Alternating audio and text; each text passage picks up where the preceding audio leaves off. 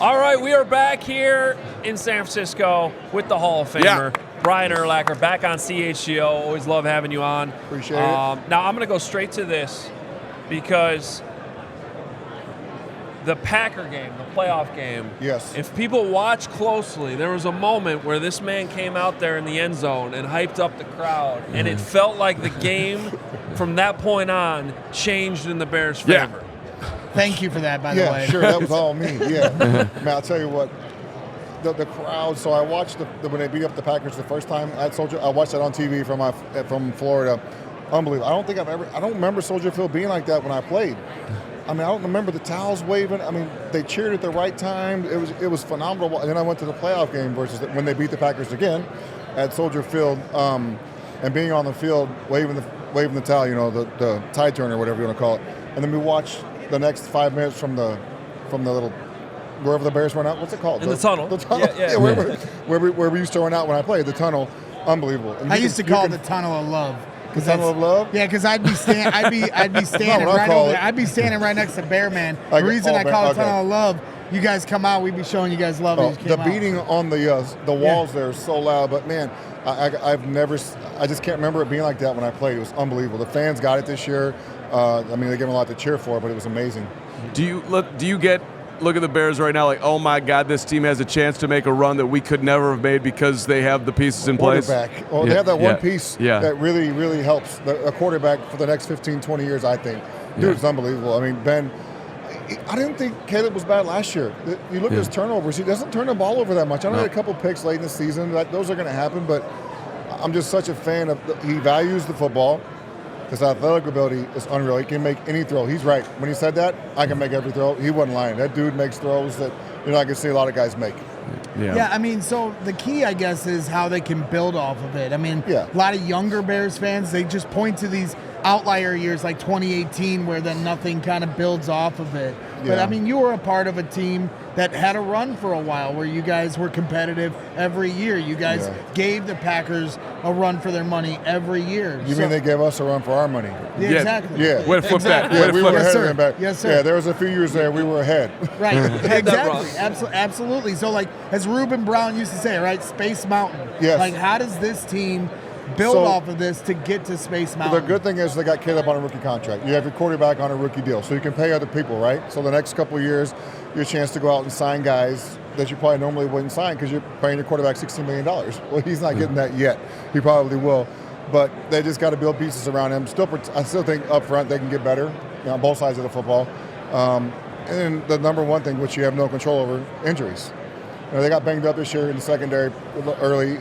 They had the most games missed by starters of any team in the league. And they still did what they did. It's impressive, if they can stay healthy at key positions. But it just shows you how deep they were, too, because they still won some games with backups in there. A lot of guys got to play, which is good for the future. Well, that being said, real quick, the Bears went out and got Julius Peppers once upon a time. Got on a plane, picked up Julius Peppers, brought him to Chicago. Yep. And that really made you guys another push to get that Super Bowl ring. Should the Bears move heaven and earth to get Max Crosby? I keep seeing stuff about. I wish they would.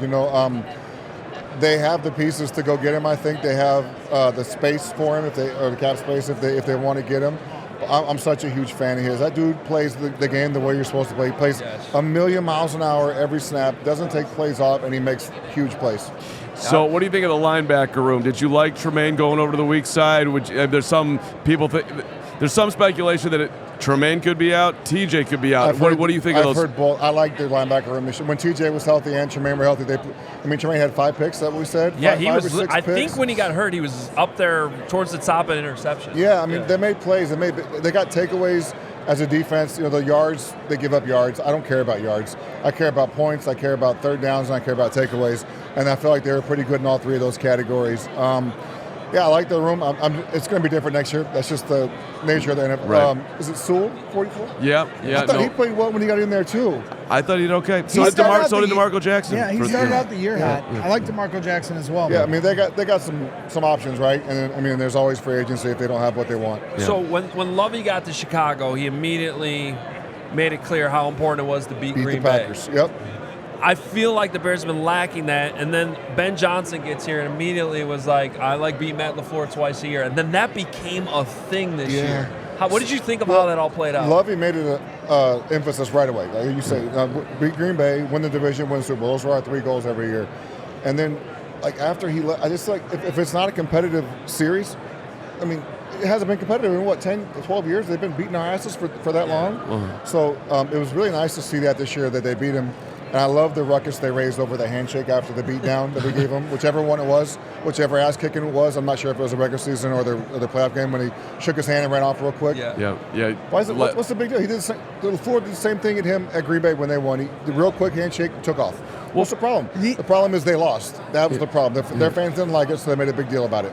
Bingo. I mean, their fans have been crying. They're so used to winning all the time again. Oh, Bears still suck. Bears still suck. Now they're mad because we beat that ass, so it's not one-sided anymore. Would that score points for you if you were in that locker room? Oh, you kidding me? That's huge. You know, the way he came in the locker room after the game and said those choice words he said, I just, everything he does, I'm a huge fan of. The way he coaches the team, the way he talks to the media, I'm a big fan. Because he's putting himself in a little bit of harm's way. If it doesn't work out in Chicago, he needs friends to get his next job, but he's basically betting on himself. Like, I'm going to say what he's such a good, he doesn't need friends to get a job. I know that, but you're right when you say that, but NFL circles are really weird like that.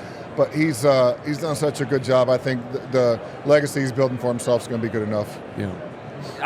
Since you're in the Hall of Fame, I wanted to ask you about the recent controversy with Belichick, Robert Kraft not getting in, apparently. What did you think about that? How does Belichick not get in the Hall of Fame in the first try? I mean, if you're going by rings, and everyone likes to go off rings, like Brady's the best quarterback because he has the most rings, right? 7 rings, so he makes you the best quarterback. And then Belichick has the most rings, correct, for coaches, if I'm not mistaken? Yes. 8?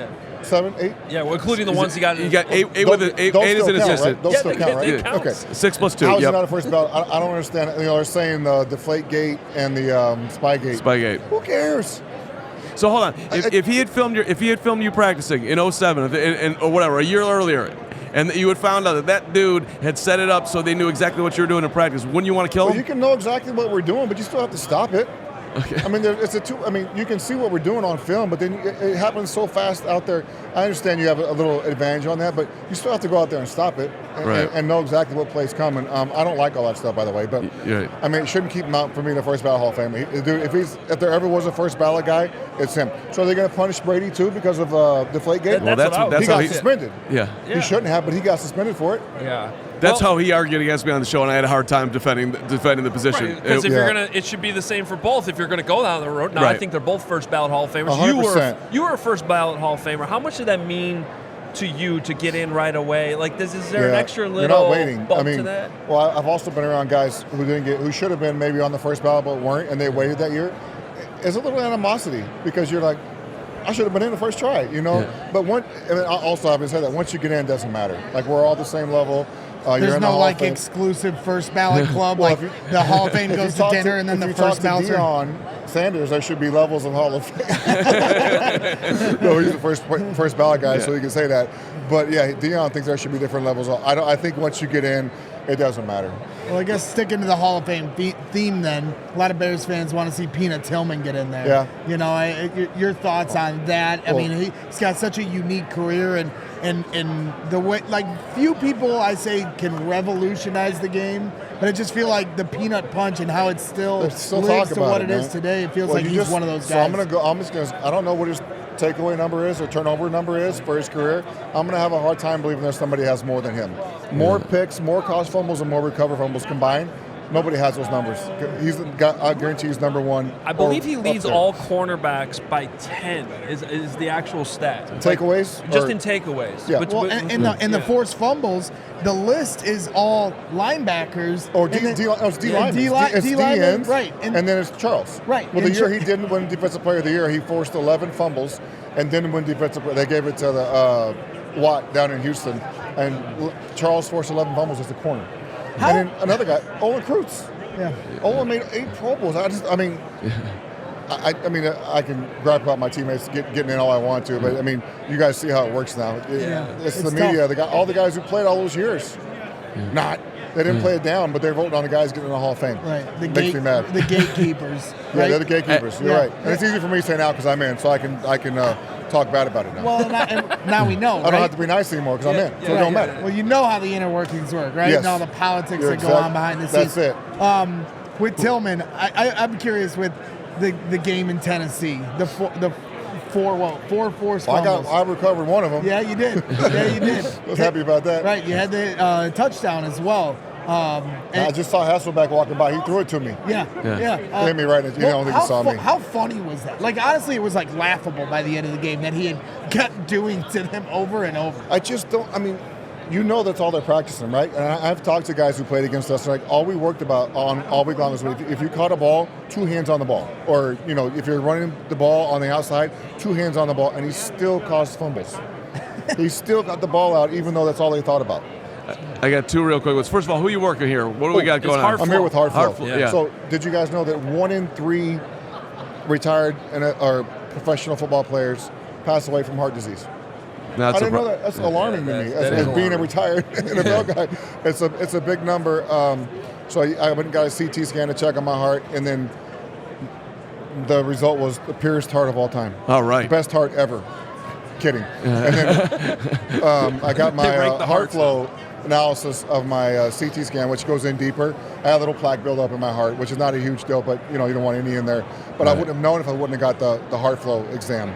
So the best way to find out is go to heartflow.com/biggame. You can go there and get your information about it, what your symptoms might be, what you're looking for, whether the doctor who does the Heartflow exam is around you, just tons of good things. But early prevention is a good thing. Toughest, and back out of the field, toughest dude that you still think about that was hard to bring to the ground? Oh, tackling-wise? Yeah.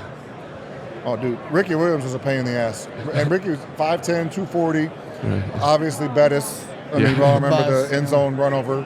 I wasn't going to say it was also big boy, Brandon Jacobs. Oh, wow. Remember him in New York, 6'4", 270? Yeah. Peterson was good. They're all good. How about that? How about every running back? Lacey. Eddie Lacy. He was all right, but they're all good in the NFL. But, we were talking to Matt Forte yesterday, and he was telling a story that Lance Briggs has also told us from the other side about a training camp moment when Matt was a rookie and them hitting head-on in a training camp collision, and then that kind of turning into a thing between them, but earning the respect through those physical practices as well. And that's why I want to tie this back around to what the Bears did, because the rules are all different now in terms of what you can and cannot do. But Ben Johnson ran the toughest, most physical training camp we have seen in years, and I thought it paid off. Well, it paid off this year. They played great. They were tough, man. Both sides of the football, they were tough. I think you got to get those reps, man, because you don't get them in the preseason. The preseason games are blah. They're boring. But you got to get them somehow, and I think Ben knows that. He's done such a good job. Everything he's done's worked. It's hard to question anything he's done because everything he's done worked. Everything he says makes sense. Yeah, but I think that the contact in training camp's a big deal. And he's all in. He wants one of these sweatshirts. Yep. Yeah, I want a sweatshirt. I'm gonna get you a shirt because you're in Arizona. Oh yeah, He's t-shirt. 85 Yeah, white t-shirt would be tremendous. Yeah, bring it back full circle before we let you go. You talked about the stadium and the electricity there. I'm from Northwest Indiana. I'm born and raised in Crown Point. The idea of the Bears They're going not going to Indiana. They're not going to Indiana. That's there may have been some side play going on there. They're going, if they leave, they're going to Arlington Heights, and they're going to build a dome, which I absolutely hate.